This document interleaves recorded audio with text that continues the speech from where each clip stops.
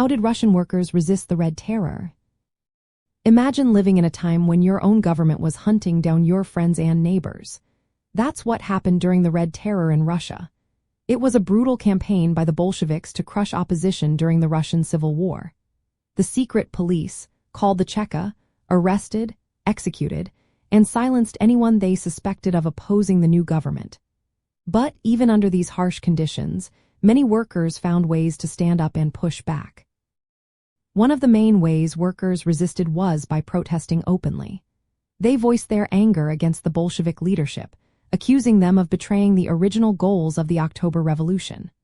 Workers demanded the right to free speech, freedom of the press, and the ability to gather and from their own councils, called Soviets. They wanted control over their factories through trade unions and cooperative groups, not just orders from the central government. Many believed that workers should have a say in how their workplaces were run, rather than being told what to do by a distant party.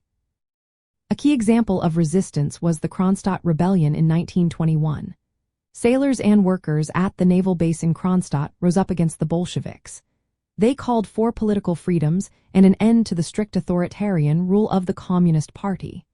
The rebellion was crushed quickly by the Red Army, but it showed how deep the discontent was among workers and sailors.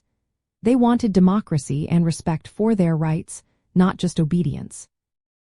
Workers also resisted through strikes and refusing to work under forced labor policies.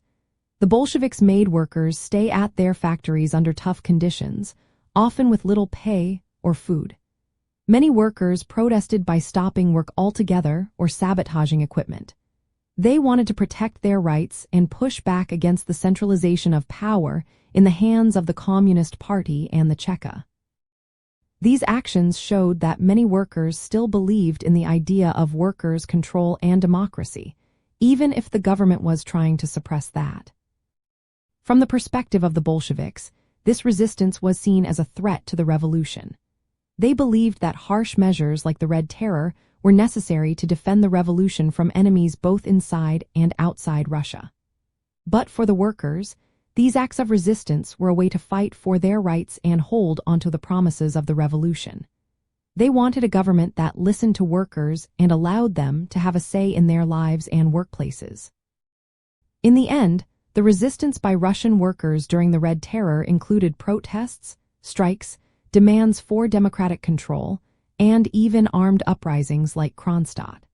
These acts challenged the authoritarian methods of the Bolsheviks and showed that many workers still believed in the original ideals of the revolution, power for the workers themselves.